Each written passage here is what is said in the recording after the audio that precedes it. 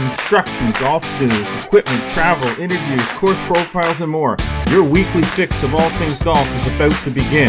It's the Flagstick Podcast with your hosts, Jeff Botter and Scott McLeod. Well, welcome in, everybody, to the Flagstick Podcast. Another great episode ahead for you. Episode 82, as a matter of fact. I am Jeff Botter. This is Scott McLeod. And this week's episode is sponsored again by TaylorMade Golf. What if the golf ball you're playing isn't the number one ball for you? Meet the all-new TP5 and TP5X from TaylorMade. Whether you prefer the softest 5-layer tour ball in TP5 or the fastest, now that's a half club longer in TP5X, you'll be playing a golf ball that performs like it was built just for you. Available in white, yellow, and picks. Or you can personalize it with my symbol. No matter which you choose, every TP5, TP5X is designed to help your game. Head to TaylorMadeGolf.ca today to find the number one ball for you. Those my symbols are pretty fun, actually. I don't know if you've seen some of them. Yeah. So I was playing with Dale Peterson at Garrison, and he's got a pumpkin on his. They encouraged all their staff professionals to put something on theirs. And then Ian Reston at Cataraqque's got the tree from Cataraqque as his my symbol. I mean, it's pretty cool now. I mean, think about the technology of being able to customize golf balls now. I mean, back in the day, we were working at Golfer's Choice back in Kingston the day. We had the monogram kit. Yeah, so exactly. that was customizing your golf ball back then. Aside from taking did we even use Sharpies back then? We must have. We must have used Sharpies back then. But aside from doing that, we had the little monogram kit. We had the little things, the rubber letters you put in the clamp, and you put the ink on them, and then you stamped your own golf ball. Oh, I mean, it's like now you're ordering golf balls with pictures of donuts on them and hot dogs and stuff. I mean, it's crazy. Yeah. But you know what? If you're paying $50-$60 a dozen for golf balls or more, why not make them unique to yourself? The only problem is you probably lose a golf ball in the woods. You don't stop looking for it, so the 5-minute rule goes out the window. You take the penalty strokes until you find the golf ball, because you're not losing my hot dog ball. Or everybody gets to know I know whose golf ball that is. Well, that's the other thing. It's hard, especially if it's your home club or something like that, and someone goes in the woods and finds a golf ball with a hot dog on it. What are the chances that you're not going to get your golf ball back? No, it's exactly. That's why it was always bad when you had your name on the golf ball. And, oh, hey, I found your golf ball on the left of 18. And you're thinking, I didn't hit one over there. Probably someone found it and dropped it. But anyways, they would just think, hey, man, Scott's 50 yards into the woods on this hole. He's terrible. So, which I probably hit it there anyways. Besides, my God. All right. Well, before we get too deep into things, let's make sure everybody's following us on social media across Instagram, X, TikTok, and Facebook. Make sure you're subscribing to us on Spotify, Audible, Amazon Music, and Apple Podcasts. And we really encourage you to subscribe to our YouTube channel. As always, like us, click the notification bell, make sure that you never miss a single episode. I have to say that there's something new coming to our YouTube page. Probably, I'm thinking in early June. Is when we're going to launch it, and all I can say about it is it's going to help you with your golf game. All right, so that's all you're getting out of me. And a shout out ahead of time to the sponsor of the segment on that new YouTube section, Castleview Golf Club, who's going to be our sponsor of the entire series. So look, I've given away so many little tidbits and haven't told you anything. Okay. All right, on the front nine, we're going to catch up on some of the latest in the golf news. Not a ton of it, because as we like to say here on the show, more us and less of that is better. Who says that? I don't know. I say it. Less of us and more of that might be better. Yeah, but on the back nine discussion, what else would you do for episode 82 of the Flagstick Podcast but to talk about 82-time PGA Tour winners Tiger Woods and Sam Snead, and the debate or discussion that goes along with the 82 wins. Sure. Right or wrong, we're going to talk about it on the back nine. So let's get to the front nine. Presented by Metcalf Golf Club, a natural setting, a pleasant challenge. Golf season is here, so don't wait. Get on the wait list for memberships and leagues, or purchase some game passes to start the season and save compared to regular green fees. Visit metcalfgolf.com to shop for those now. Front nine. Yeah, actually, you had a little lead into that. Yeah, which really takes us there. And talking about our social stuff, where I was last night, which, you know, we're going to get to in a second, was a room full of a lot of great golf people. And there is a ton of those people that are members of our social media community and our newsletter community. And it's pretty neat when all of a sudden an 8-time LPGA Tour winner like Sandra Post comes up and talks about the newsletter and how much she loves getting the newsletter. So anybody that's listening, if Sandra Post subscribes to the newsletter, It's got to be pretty good. It's got to be okay. So you better listen to that. And great to meet a number of general managers and pros as well from various golf clubs around Ontario who, you know, made mention of some of our social media channels and the fact that, you know, the level of news that we provide and the stories that we tell. So thanks to all those that said hello at the Golf Ontario Hall of Fame ceremony last night at the Wooden Sticks Golf Club. Yeah. There you go. There you go. All right. Well, let's talk about that Hall of Fame ceremony a little bit. 3 inductees last night, which we announced on this very podcast back in episode 80. Apparently, because it got mentioned in the speech from one of them. Well, this is why I bring it up again with the social media stuff. Is that this is part of our social our social reach, if you will. Like, it's not just about Instagram, Facebook, and X and all that. It's about this very podcast as well and what we do here. And, you know, I've had some people say they've watched it on YouTube, but most people listen to the podcast. They don't watch it. And that's fine. I got just don't want to see zero problem with that at all. So if I knew everybody was listening and not watching, I wouldn't worry so much about what I'm wearing in the morning when we do the podcast on Thursdays. But anyway, go for the stick. Yeah, there you go. GFTS, baby. I gotta, you know what? I need to use that more because it does kind of roll off the tongue a little bit, doesn't it? Like GFTS. Maybe. GFTS. You can say it without getting all twisted. Okay, off topic a little bit. Sure. I digress and I apologize. I have had 2 coffees already this morning, so I'm probably wound up just a little bit. You're off the rails already. Okay, so let's first talk about, because we mentioned the podcast, let's talk about RT. Yeah, so RT, or I refer to him as RT, Robert Thompson. We do, yeah. Robert Thompson, he had sent me an email to ask me about a particular section of one of the podcasts that we had, and he basically started out his speech. And he was the Lauren Rubenstein Media Award winner, so people should know that this is an award given to a member of the organized media that has given a significant contribution to the game of golf in Ontario. So he was the winner this year. It was nice. Lauren was in attendance. I was actually sitting with Lauren, which was nice. He's usually down in Florida. He's usually not back by this time. And Robert had basically asked about that particular podcast because during that show, we had said RT is known for kind of speaking his mind, should be a good speech. And that's how he sort of started his speech last night. And that the expectation was that, okay, I'm going to do my best to try to, you know, hold up to the guys in the Flagstick podcast. So that was nice, unexpected, especially in that room, which I should say, you know, a number of Hall of Famers. You can look on our X. I've got a picture up there of the Hall of Fame members that were there in attendance that night. There are 90, now there are 92 Hall of Fame members, but you know, when you get Marlene Stewart-Street and Sandra Post and Judith Carinis and Stu Hamilton's, and it was, you know, it's always a star-studded room. It's always great to see everybody from the industry.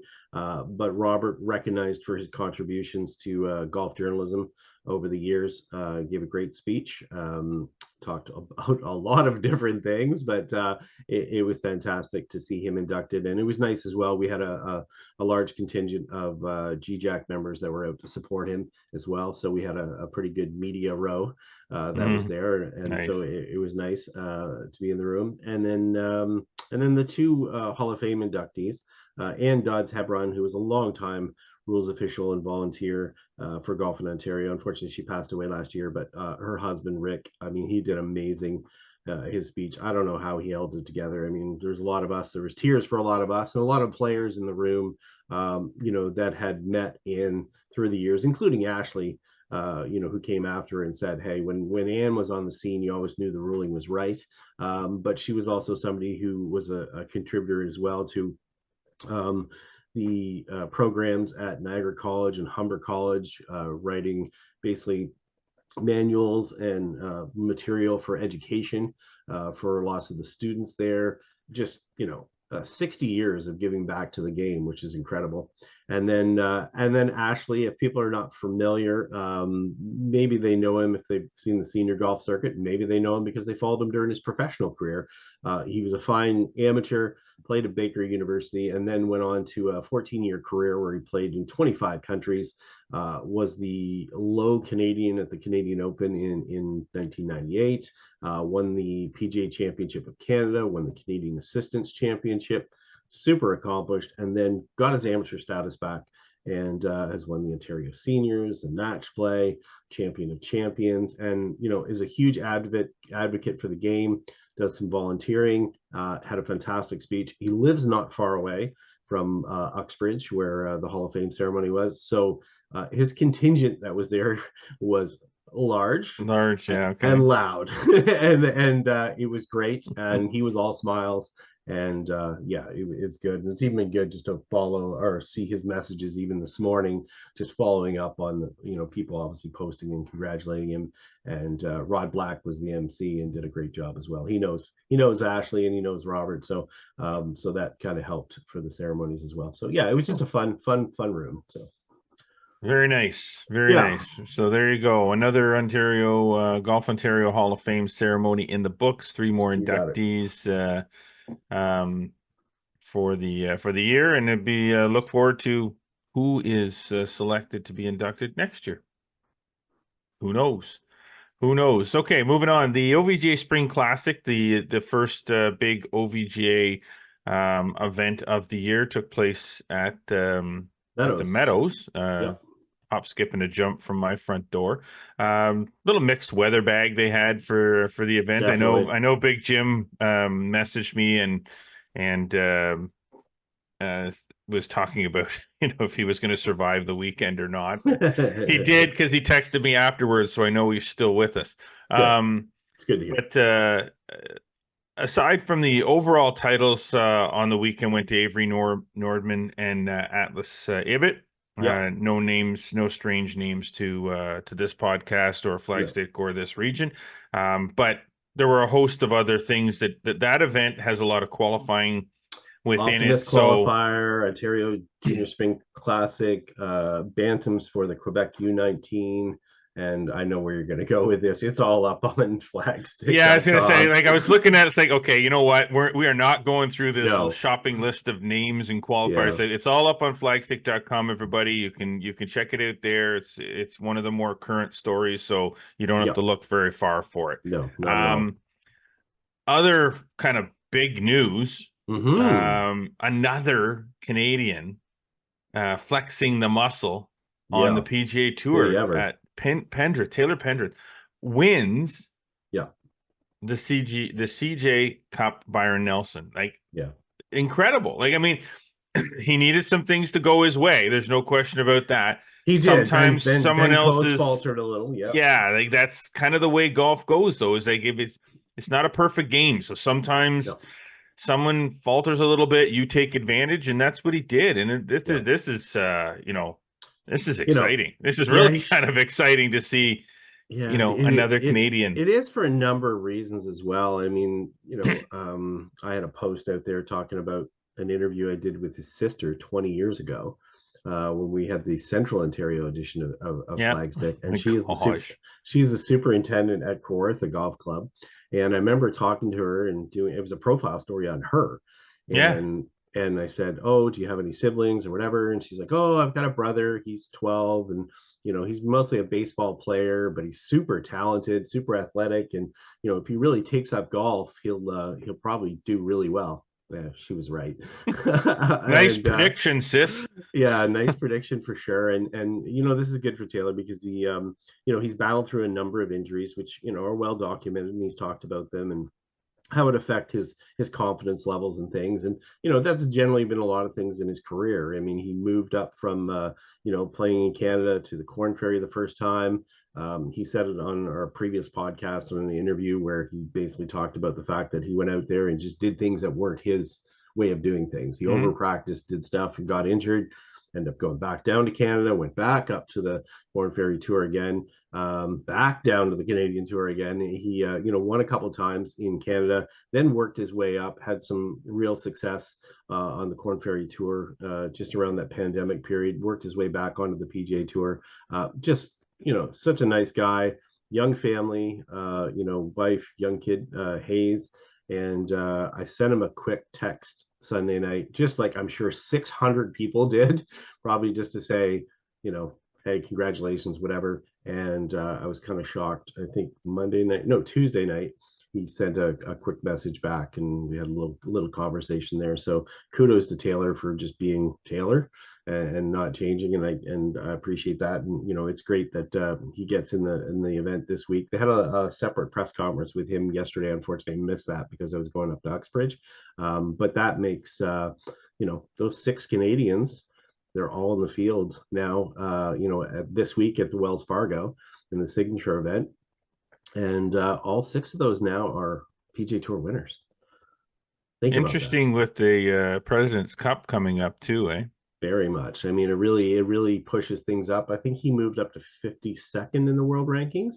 Obviously got a lot out of that besides the 1.7 million. Sure. Gets into the other signature events, gets in the Masters for 2025, the Century Players Championship. I mean, it's truly a life-changing thing. Not that, he wasn't having success and winning some money and stuff like that, but a little bit more job security.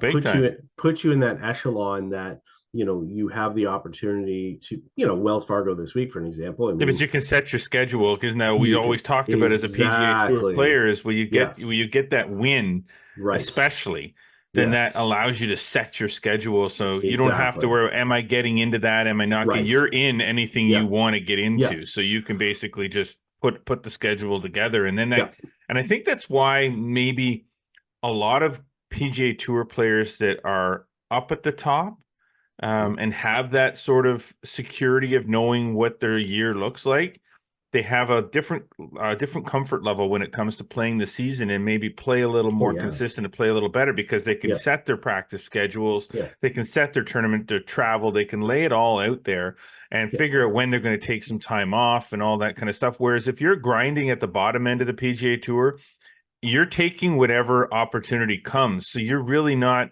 saying, okay, I'm going to take 2 weeks off here, because then you're going to get the call and you got to go. Or you got to take whatever event comes. So I think being up at the top level and in that, being able to set your schedule, his career is probably going to go in a trend in a really good direction now. As it does for Nick Taylor, as it does for Hadwin, as it does for Corey Connors and Mackenzie Hughes, and Adam Hadwin. Yeah. These guys set their schedules. Yeah, and if you're, like you said, if you're not at the whim of the tour and your number, and you got to stay out there a little bit longer, just because you haven't been playing well, you feel a little bit more desperate.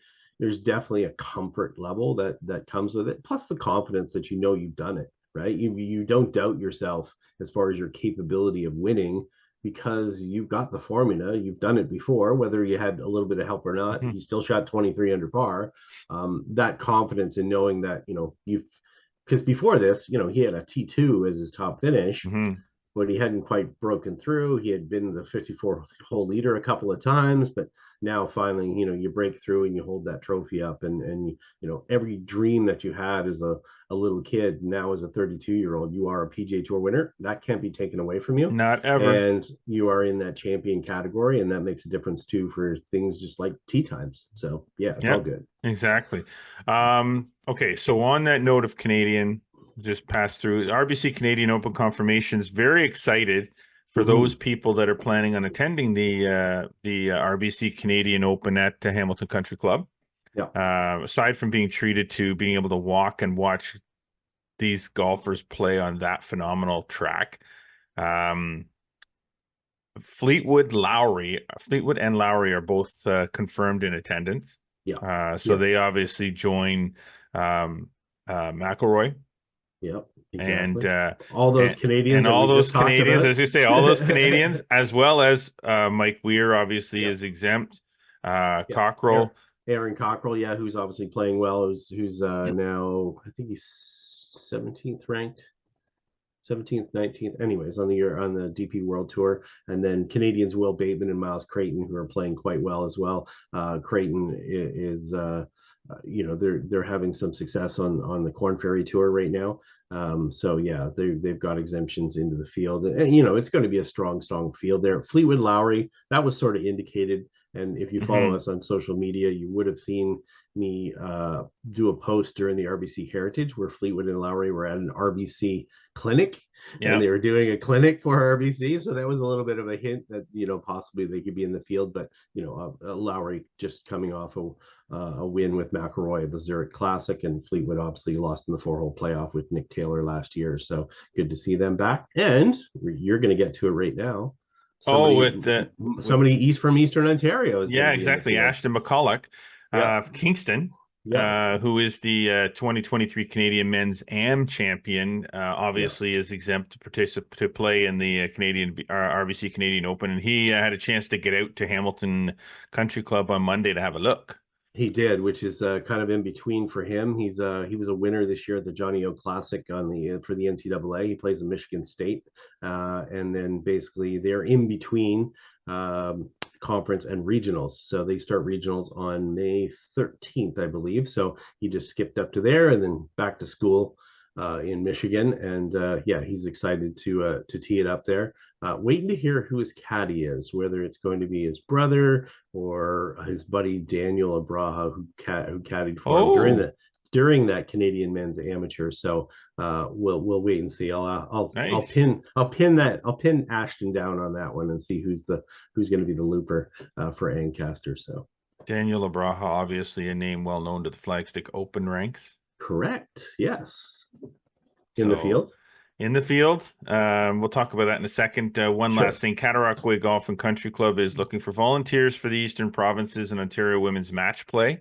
So if you are available, interested in looking to come and help out with a extremely high-level amateur golf championship in Ontario, long-standing event at Cataraqui Golf and Country Club, reach out to them and let them know. We've got a post if you want more details, dates, and everything. There's a post with the poster up on flagstick.com, and of course, if you just want to reach out to Ian Reston at Cataraqui, that would work as well. So of course, there's a post on flagstick.com.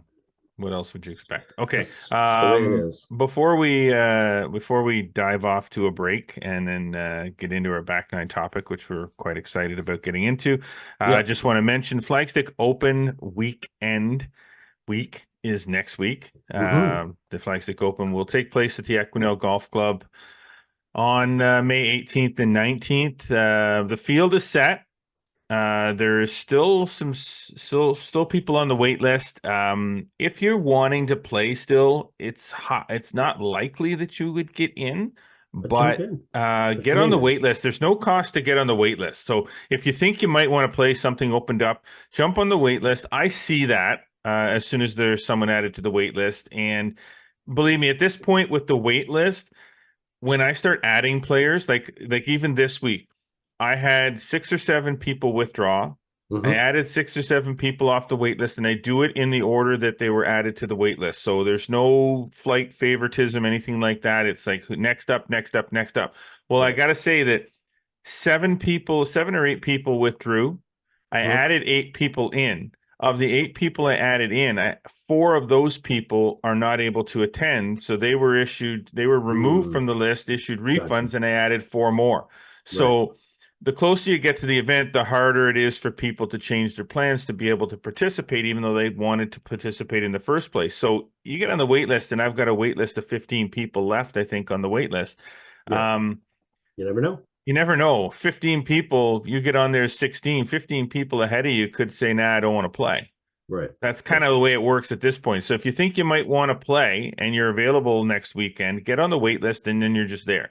And if you don't get into the Flagstick Open next weekend, trust me, sign up for the Flagstick Shootout in July at Smuggler's Glen, presented by Cobra and Puma Golf. And similar event, more elite a field because there's no divisions in that one, but still a great tournament, whether you think you can win it or not. I mean, it's an extraordinary weekend, especially if you grab a room at at the Glen House and stay the weekend. It's a lot of fun because we're Yeah. there the whole weekend, and we'll probably be in the bar or restaurant area at some point or another. Entertaining. I don't know. There's no karaoke. Okay. Oh God. That said, we'll talk more about the Flagstick Open next week before we actually start setting up. But we got to get out. We're going to take a break. When we come back from the break, we're going to talk about the Sam Snead Tiger Woods 82, this being the 82nd episode of the Flagstick podcast. So, hey, stick around. You'll enjoy it. I'm Jeff Botters. This is Scott McLeod. We'll be right back. Why play the all-new TaylorMade TP5 and 5X? Because your ball should be longer, like half a club longer. Your ball should be more consistent from the fairway. Your ball should feel softer for better control around the greens. But most of all, your ball should perform like it was built just for you. Play the #1 ball for you, the all-new TP5 and 5X, only from TaylorMade. All right, well, welcome back to the Flagstick podcast. I am Jeff Botter. He's Scott McLeod still. That hasn't changed. We're going to get into the back nine. The back nine topic is going to be kind of interesting, but the back nine is presented by Celtic Golf Center, located only 20 minutes from Ottawa in Kemptville. Celtic Golf Center is indoor golf at another level. 5 state-of-the-art TrackMan sims and 2 Unicore sims with GS Pro can offer you 10,000 course options, including many major golf courses. Play rounds with friends, practice full swing analysis, play golf games. Visit CelticGolfCenter.com to learn more or to book tee times, though that's probably going to end soon. Yep. But that doesn't mean you can't go to CelticGolfCenter.com. That's right. Or golfsimulators.ca, because he builds them too. Including mine. He does a great job. It's crazy. So if you want a sim for the rainy days, yes, or you want a sim for the cold days in the winter where you can't get to Celtic Golf Center to play around the golf with friends. Okay, I digress. Yeah. I'm digressing a lot this episode. I know. It's my go-to phrase today. Digressor. I digress. Jeff Botter, digressor. Is that your new title? Well, it's kind of like I should have divin in. Did I say that during the break? Yeah. I dove, I dived, I've divin. See, there's a reason why I don't have any journalist awards. Fair enough. I'm a businessman. All right. I speak the language. I don't write it. Okay, and I don't speak it that well apparently either. All right. The topic, it's a timely topic. Not because of anything specific to Sam Snead or Tiger Woods, but specific to us. This is the 82nd episode of the Flagstick podcast. Kudos to us. Balloons, cake, horns, all that kind of stuff. I guess 82nd episode. Maybe we'll do something bigger at 100. 100 would be huge. What are we gonna do for 100? Well, we'll have to figure that out. But given the 82, we thought, hey, why not? Matches up. Let's talk about this somewhat controversial or somewhat not controversial topic with Tiger Woods, obviously at the 2020 Zozo Championship. Tiger at the tender age of 43, lucky guy. Yep. Won his 82nd PGA Tour event. And tied the all-time record previously set by Sam Snead. Yeah. In 1965. Of course, all of the, like anything in this world these days, it comes with some discussion points. Okay. Yeah. Did Sam Snead really have 82 PGA Tour wins? Did they count enough of Tiger Woods' PGA Tour wins or wins in comparison to the same comparable wins to Sam Snead to make it a comparison? Or did Tiger Woods actually, in reality, have far more victories that should have been counted than Sam Snead did? So it's like anything else. It's a topic. The topic can be debated, on many different levels. Yeah. So let's lay some groundwork. So first of all, we're talking about actual PGA Tour events. Yes. Right? What they would consider official PGA Tour wins. Versus international victories or whatever the case, which prior to any agreements between DP World Tour and PGA Tour and stuff like that. And of course, LIV. Don't forget LIV. Right. But that has nothing to do with the PGA Tour, thank God.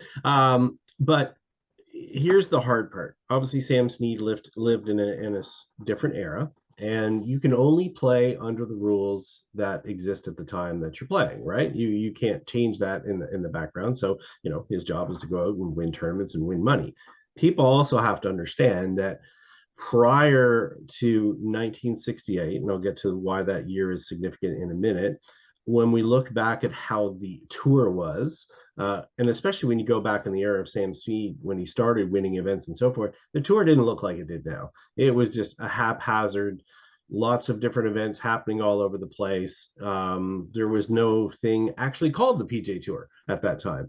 And in fact, it wasn't until 1968 when the PGA of America, basically all the golfers would play under PGA America rules. You got to remember, a lot of these guys had club pro jobs and things like that. Mm-hmm. The tour players decided to break off and create their own association outside of the club pros, which became the PGA Tour in 68. So the issue became is that, all these wins and different things that happened prior to that, what sort of counts? Now, that's been talked about a number of times, especially in regards to Sam Snead. We're not going to solve it here today because that's not what we're here for, but we're just going to talk about it. Because I thought we were. Sorry. Wow. Well, I some people maybe don't know, kind of what's happened over the years. So there's been several times at that time in 68 when that happened, they kind of looked back through the records and said, okay, this is a win, this is a win, this is a win, and this is a win. Since then, multiple times, different panels, journalist panels and stuff have gone back and forensically started to look at those things to sort of decide, again, what's a win, what's valid, relative to, what happens to what we see for normal events. Because you have to understand when we look at, some of the things that are currently in Sam Snead's record and were approved, some people don't really think the 82 is really there, because there are 5 team events in there. There's an event that had 4 players in it that was counted as a win. There's an event that's in there that was, a Pebble Beach event that only was 18 holes. There's an event where 4 players tied and they credited them all with a victory. Much like people now talk about the Zurich, for an example, and said, should that be a victory or not, as far as that team event? Shane Lowry and Rory McIlroy win and, they get credited with a victory on the PGA Tour. Should that be? Because it is a team event and so forth. So it's more difficult to define Sam Snead's versus Tiger Woods. And that's sort of where the controversy is when people start to go, who's the all-time winning golfer? And this is not the greatest golfer. That's a whole different debate. And that's when we start to bring in somebody like the 72-time or 74-time winner like Jack Nicklaus. But anyways, this is about Tiger and Sam. But first off, really, we should talk about these two and maybe what our impressions have been over the years. I mean, we're not guys that were around during all of Sam Snead's career, but we've known the name, we know his history, and we've seen lots of different things. We have had some situations where we did interact with the man before he passed away a few years ago. But what are some of your first thoughts when I say to you Tiger Woods and Sam Snead? Well, I mean, first, I guess you got to talk about Sam Snead first, because Tiger Woods still current, sure. At this point. So, yep. With respect to Sam Snead, I personally only ever had an interaction with the man once in my lifetime. But the interaction that I had with him was on a person-to-person basis. So it wasn't a case of, well, I saw him play once, or I got an autograph from him once. There was an event when they opened the Sam Snead's Bar and Grill at the old Chateau Cartier. Yeah. He came down for the event. We played. There was some golf that was played. He floated around, played a couple of holes with each of the groups. Shook the man's hand, and I got to say, the man's got gorilla hands. Yeah, he did. Freaking unbelievably big. Yeah. Like these things. I don't know. Honest to God, I don't know how he swung the club as smooth and as silky and just looked so light and airy as he did with those mitts. Like, I don't even know how you'd hold on to the club properly. They were so big.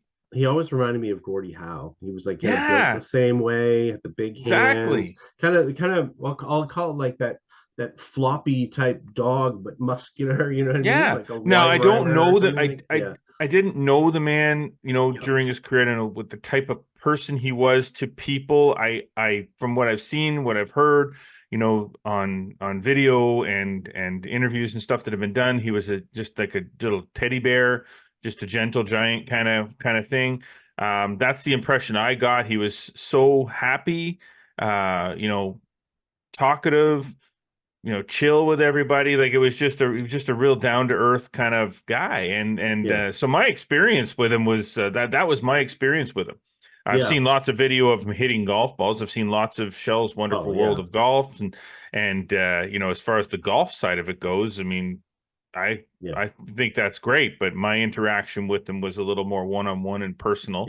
And for me, I'm glad that happened. I've never had that with Tiger Woods, and most likely never will.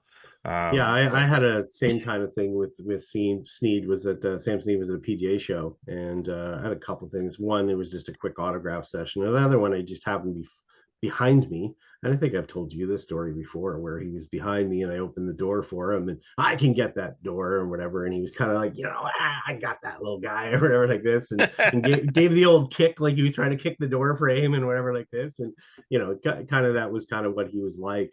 So yeah, but you're right, it's kind of neat to actually have met them. Byron Nelson got to meet too, but never got to meet Hogan.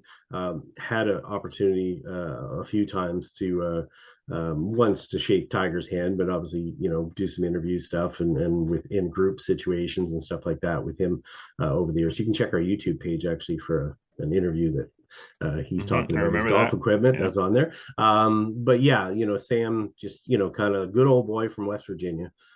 Just happened to be really, really good at golf. That's really what it amounted to. So, and traveled, didn't travel the world a lot. Didn't, obviously there wasn't a lot of money to be gained by going over and playing the Open Championship and stuff back in the day. So, but definitely sniped down a lot of things in the US and in Canada as well. He's a 3-time Canadian Open champion, won the Ontario Open as well in 1940, which we'll get to, because at one point that was in his PGA Tour record, the Ontario Open, despite the fact that he was the only PGA Tour player that was in the field.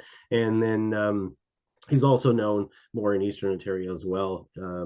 He did a fishing trip to Napanee in August of 59 and actually played the Napanee Golf Club a couple times and shot 63 in the second round, and that record stood until 2017 when Josh Whalen broke it. So that was in the lore of that golf or that golf course for quite some time. So that's my kind of lasting impression on Sam Snead.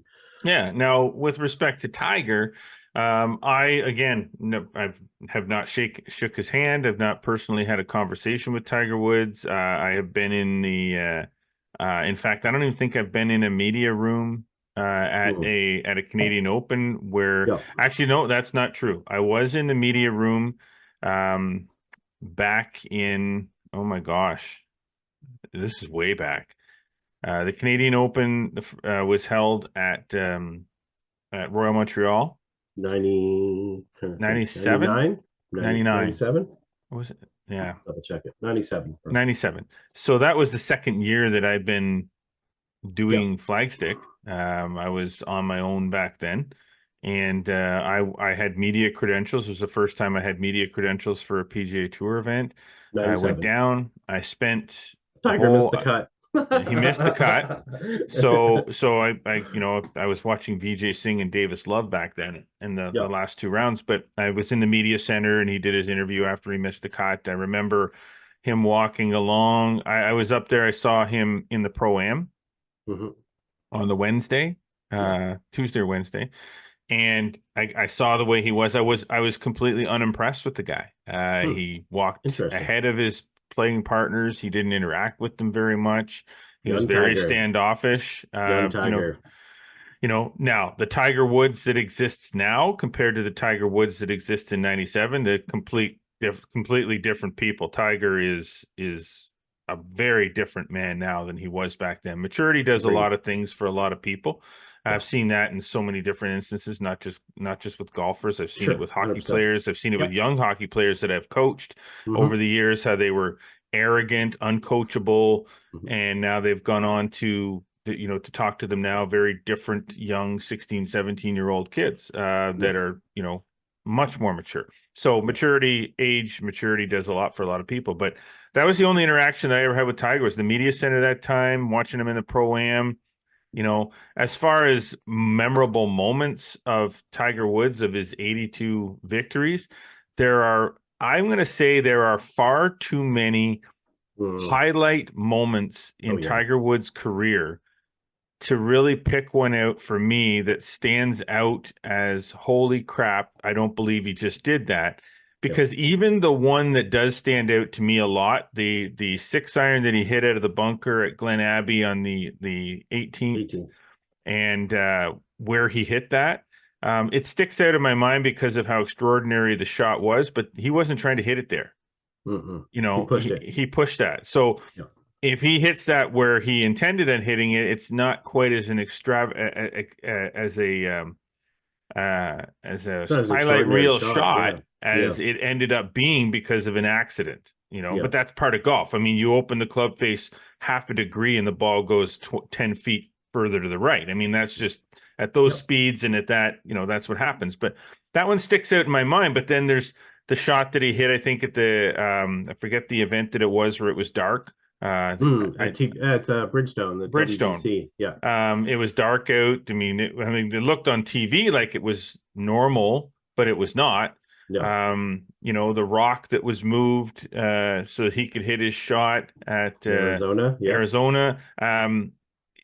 There's Ryder Cup moments, the putt off with him and Ernie Els at the President's Cup. Just so many. The putting battle with him at Valhalla, actually. Yeah. So, I mean, there's so many. Yeah, you're right. Him destroying Stephen Ames, and Stephen Ames going on to win many, many tournaments in a row on the Champions Tour. So clearly something clicked at Stephen Ames after that, right? Yeah, and I think that 2000 season is the one you kind of look back at. People weren't around for that. The 9 wins.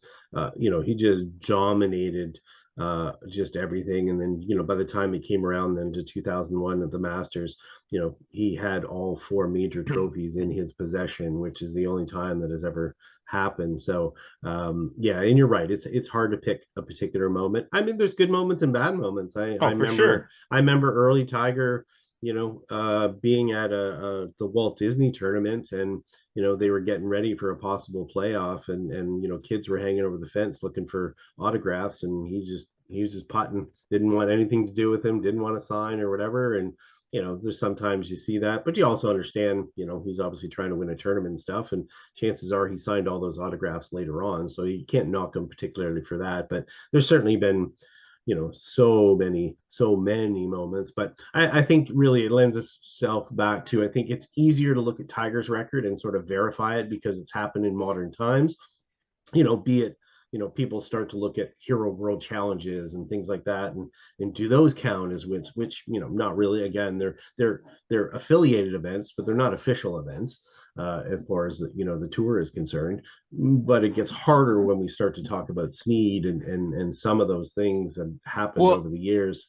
It's because the thing is, Scott, what we're trying to do is we're trying to compare apples to apples, and there's no way to do that. Yeah. So to compare Tiger's 82 wins to Sam Snead's 82 wins, or to compare Tiger's 95 or 96 or whatever number of wins, as far as who the winningest golfer of all time is, that's Tiger Woods. Okay. The guy that's won more golf tournaments. Winningest PGA Tour. Okay. So no, what I'm saying is the 82, the way that they're matching up the 82 as far as the PGA Tour wins. Correct. What I'm saying is the winningest professional golfer on all tours, on all, like, the ones that don't count as official PGA Tour events but are still professional golf tournaments, is Roberto Di Vincenzo. How many? 159, something like that. So I mean, so here's the thing. That's why we're talking about PGA Tour. We can't talk about things like this because we can't compare eras. And this is always the debate. Yeah. This is the debate that's gone on in hockey with who's the greatest goal scorer of all time. Exactly. Well, is it Ovechkin if he does it, or was it like we're not? You can't compare it because they didn't play in the same era. Correct. They didn't play under the same rules with the same equipment. Like even golf, Sam Snead won with Balata golf balls and persimmon woods on golf courses that were not maintained to the level that they're maintained now, with rough that wasn't as like, you can't compare these things. No. It's like, so we're trying to it's say, hard. we want to, because we want the guy that's won the most. Tiger wants that 83rd victory. Is he going to get it? Right. Personally, I don't think so. But I'd like to eat my words and see it happen, so that you have a definitive, winner. It seems in that way, it seems though that if he's just chasing a false record, really. To my point, that's exactly totally. what I'm getting at. Is what are you chasing after? You're chasing after a record that can't be compared. It's not like you're saying, okay, Jack's 18 majors are the same 18 majors that have been the same 18 majors since the majors started being the majors, as far as professional majors. Correct. Because technically the majors used to back in Bobby Jones' day was the two amateur championships. And we have to say, even within that, the Open Championship for quite some time wasn't recognized as a PGA Tour win. It wasn't in Sam Snead's but it's still a major. Right. But when we have to look, the whole point there is to look at the wins. It wasn't one of his wins because, and now it is. But again, his number has fluctuated because, as you said, the era has changed. And, when you're going back and looking at, at one point he was credited for winning, Sam Snead was credited for winning an LPGA Tour event. He had played in an LPGA Tour event because it was just a tournament that was mostly an LPGA Tour event, and he was there, and they gave him some other trophy and stuff like that or whatever. So again, obviously that was expunged from the record in that way. But and I think that is my point as well. Yes, that we talk about the 82. The 82 is not really an 82. It's a fantasy of a number of what does it actually exist when we're comparing different eras. Now, it might be different if we have somebody that's Tiger Woods and we can put a raw comparison of somebody in the same era. If we put Phil against Tiger, well, those numbers correlate a lot. Well, they do, and they don't count with Tiger. They don't count the two world golf championships that he won. The first one he won with Mark O'Meara, the second one that he won with David Duval, or the individual World Golf Cup, the World Cups. They don't count those as, but they're team events, and they're no different than the team events that Sam Snead won. Yeah. So, but they're not official PGA Tour events, so therefore they don't count. Well, they have to me. You look at that and you go, yeah, they have to count. They don't. Here's the thing. They count in I won X number of tournaments. DiVincenzo, by the way, is credited with almost 230 wins. By the way, and a Canadian Bobby Breen, who again, people will refer to, they'll refer to Brooke Henderson as the winningest player in Canada. Well, she's not. There's tons of other players that have won more events. She's the winningest on the LPGA Tour or PGA Tour. But again, we're talking about levels of all different things, right? So it still matters to those people. They've won those events, right? So Tiger, what number do you have for Tiger? I think you have a number there. 95 is I have 95 as the number for Tiger. So again, that may not count. There's still probably other things that he won for tournaments that really don't, are not even at that level that don't count in there. But there's still wins to him. There's still trophies to him or whatever. So I think the thing is, it's a false narrative, and I think it'll be discussed a lot. It'll be debated a lot. Do they count his? I'm not sure. I think I read this, or maybe I didn't read this. Do they count his Grand Slam wins? No. Those. See, why not? Because they're four players. But there were four players in an event that Sam Snead won too. Yeah, I know, but that was and you had to qualify by winning a major to get into the Grand Slam. I mean, but it's an exhibition. Well, that's therein lies my point of comparing apples to apples. That's even one that is a PGA Tour exhibition event. Like it's actually a PGA Tour event. That's only open to the four major winners. Yeah. So technically, even though it doesn't count for official money, it should be considered an official PGA Tour event. Well, that was run by the PGA Tour. Well, that was part of the thing of the 4-player event. Actually, or is it a PGA of America event? That was PGA America, yeah, that ran it. So, but you got to remember, prior to 1968, a lot of the events were PGA America events because the PGA Tour didn't exist. So exactly, again, that's why this debate can go on and on in circles, because there really is no debate, because there is no way to definitively compare until there was actually a PGA Tour. Yeah. And until they actually started tracking everything. Yeah. To be able to say PGA Tour wins. Mm-hmm. Yeah. You know, so you take Sam Snead's official PGA Tour wins. Like, I mean, I'm talking official ones, not the ones that are being considered PGA Tour events, the actual official PGA Tour wins. He doesn't have 82. No, he's in the 70s. Most people think that he's at. And Jack probably has more. Quite possibly. So, but we don't know that. I mean, Jack probably won tournaments that are, I don't know, is Jack 74 tournaments considered PGA Tour wins, or were they kind of a mix? Tour wins, but they don't include some of the other things, World Cups and stuff like that. Again, so Jack's number could be higher than Tiger's. Very much. So his wins are higher, whether they're PGA Tour wins or not is a whole different story. So, you know, the whole point of this is to introduce to people, because we have a lot of people that are kind of new to the game and so forth, is that if they see that number and you know there's going to be a story at some point or another story that's going to be talking about Tiger breaking this record or whatever, take it with a grain of salt, because we don't really know. It's to the best of our knowledge. The 82 is the 82. And just enjoy the fact that these guys were great winners for a long time in their careers, some of the best of all time. And, you know, we're never going to know if the Virginia closed championship was good enough and maybe even existed, so that, you know, because there's little records of it, was enough to count as a PGA Tour victory. And we know the Ontario Open from 1940, unfortunately, was expunged from the record.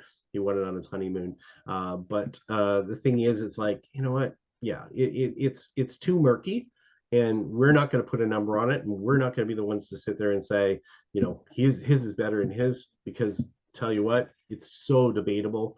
There's no point. It's just a fact of, you know what, episode 82, we're recognizing that their recognized number at 82 merits some discussion about how great these players were and how magnificent their play was over decades, and still continues to be in the case of Tigers. Whether he's going to win more and add to that record, we don't know. But hopefully people are a little bit more educated regarding this controversy. That's not really a controversy unless you really make it one. Oh, yeah, it's a controversy. We can assure you that the total number of PGA Tour victories between Scott and myself is still 0 even after this conversation. That we know. Goose egg. That we know. In fact, I have no official individual tournament victories in my record. Nothing. No official, not individual. Not individual. I did win the Callaway Scramble at Champions Champions Come on, Gate. we won the BMW. We did, and I got the trophy. But that was a team event, so that doesn't count as official win. We won the BMW Championship Club member guest championship at Greyhawk, and I think I have a flight victory. An A flight. After not winning the overall, because Greg Knutson and I battled it down, and the second round of the Garrison Open, which was the Flagstick Open, the original Flagstick Open, I must say, at the Garrison Golf and Curling Club in Kingston. I was in the final group in the 2-round event, and and Greg Knutson whooped my behind, and I won a flight. There you go. So I guess could that be considered a victory if I won a flight? I got a plaque. Sure. At Sam Snead level, yes. Okay. Can you imagine though, if I tried to play in the Flagstick Open? Like not from a skill perspective, just actually tried to how could I exemption? Give myself an exemption. But I'm thinking back to having played in the original Flagstick Open and running the tournament. It's hard to do. I can tell you. I mean, there's no way. There's no because at Brockville Country Club. No, I played in the tournament because they did my playability while helping run the tournament. Well, that was before. That was before you were the official starter, right? Exactly. But still on the committee and trying to play. It's difficult. Let's just say it's difficult to play a tournament, and I did Garrison Open too. But it's difficult to play in tournaments and run tournaments. But I'm looking forward to the opening event of the Flagstick.com Players Tour, which is happening at Equinel on the 27th, the weekend after the Flagstick Open. So our spring open is on, and yeah, I'm going to bat it around in that. Oh, you're going to tip it up. I am entered senior division. See, freaking senior division. Guy hits at 340 still. He's playing the seniors. You better freaking win. Oh God! God damn it! You probably hit the ball 40 yards further than anybody else that's out there playing. You should be flipping wedges into most of those greens. That doesn't. You're gonna be playing the forward tees. Number one is drivable. Number one's drivable for you. I've never played it off the front tees, so that's gonna be fun. You should be able to reach the green. You should be carrying that bunker. You should be carrying that bunker and flipping a 60 or a 58 because I know you don't carry a 60. Doesn't mean I'll score better. Flipping a 58. Believe me, I played Eagle Creek off the whites. It doesn't the forward. No, sometimes it actually is worse to play. I mean, even for me, because I'm bunting it out there probably about 220 now. And if I played off the forward tees, it would have less distance, but I think I'd be weirded out by where I'm hitting it. Like it's very unusual to lay out the golf course. Now I've looked at the layout and kind of where tee shots might be and clubs I might have to hit off the tee. Let's say I might have to sneak out for a hole or two when we're running the Flagstick Open, maybe on the Friday or something, just to have a look-see. But yeah, but looking forward to that, and looking forward to the start of that tour as well. Should be a good one. Yeah, should be a good one. I'm just waiting for the rolling travel bags, like a suitcase, kind of like the little carry-on suitcases that you get the wheels on them. I got 120 of those bad boys coming at some point this week from TaylorMade, and I got boxes of golf shirts on their way in, and some golf caps from Adidas to add to the bags. And what else we go? The TP5, TP5X, dozens of TP5, TP5X golf balls showed up. And yeah, pretty exciting. Just looking at it's gonna be good. Yeah, the rest of the prizes are in my garage. Have you hit that new TP5X? Actually, I know you play some Zrixon stuff, but I have not hit the new TP5X. Have you tested it? No, you should test it. I mean, obviously, yeah, you haven't been out a bit, but I mean, I play, and test lots of different golf balls and so forth. But it might have been the most surprising ball change this year, as far as a lot of people would look at that as kind of a low spin, kind of firmer golf ball. It's actually got a distinctively soft feel to it. So a little bit different than what maybe they've had in the past in that model. So if people haven't tried it before, they should maybe test it out. And look, we test all different brands and test all different things out. So, and get what works for you. So, well, that's exactly it. I mean, yes, sure, everybody has their favorites. We can't. Here's the thing: no matter who your sponsors are, and there you go, look at that, pretty. No matter who your sponsors are and who you support and who you don't, so you can't support everybody. No. And you play what you play, and you talk about what you talk about. It does not take away from anything. If I play Srixon and you're playing Titleist, and so else is playing TaylorMade, like I still think TaylorMade's equipment is amazing, even if it's not, and even if my bag's not full of it. It's people just have to find the product that's best to that for them. 100%. And that's what really matters. And what your pro plays or whatever someone else plays doesn't really matter. Get the right product for you. And these companies all make some fantastic products. It's just finding out kind of what's the niche with it and what are your needs and how do they fill your needs. And there you go. All right. There you go. All right. Well, you know what? We're going to get out of here now. We've discussed enough 82 stuff, and we got to save some for next week. So, great show. Yeah.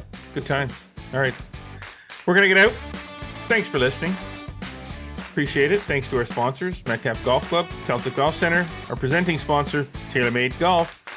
What if the golf ball you're playing isn't the number one golf ball for you? Meet the all-new TP5 and TP5X from TaylorMade. Whether you prefer the softest 5-layer tour ball in TP5 or the fastest, that's now a half club longer in the TP5X. You'll be playing a golf ball that performs like it was built for you. Available in white, yellow, and picks. Or you can personalize with the My symbol. No matter what you choose, every TP5 and TP5X is designed to help your game head to tailormadegolf.ca today to find the number one ball for you. All right. Hopefully you've been enjoying listening or watching us, and be sure to follow us across all social media networks. As always, Instagram, X, and Facebook. Subscribe on Spotify, Audible, Amazon Music, and Apple Podcasts. Don't forget to subscribe to the YouTube channel. Like us, click the notification bell. Make sure you never miss a single episode. And get over to flagstick.com as we keep putting new stuff, new content up there every single day just for you. But if you want that content delivered directly to your inbox, well, you got to subscribe to Flagstick Digest. Get that information in your inbox 3 times a week, and you're not going to miss any details. As always, we appreciate you tuning in. Until next week, I am Jeff Botter. I'm Scott McLeod. Always remember, GFTS. Go for the stick.